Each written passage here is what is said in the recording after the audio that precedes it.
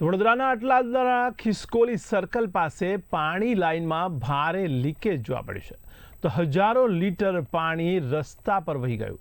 ત્યારે વગર વરસાદે આ વિસ્તારમાં પાણી ભરાઈ ગયા છે। ત્યારે સ્થાનિકો પણ આક્ષેપ કરી રહ્યા છે કે ફરિયાદો કરવા છતાં પણ પાલિકાએ કોઈ કાર્યવાહી કરી નથી।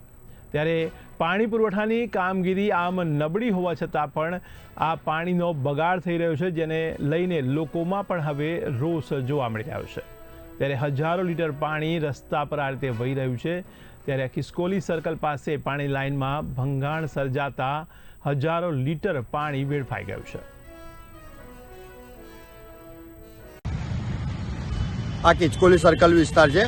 આમાં એ બાજુ બે જગ્યા પાણી લીકેજનો પ્રોબ્લેમ છે અને તંત્રને અમે એક બે વાર કીધું હતું અને કામગીરી બી કરે છે, પણ આગળની સાઈડે અમે 2 દિવસથી એ લોકોને કહીએ છીએ કે ભાઈ આ જગ્યા પર આ પાણીનું વેસ્ટ જાય છે, એ લોકો ધ્યાન આપતું નહીં।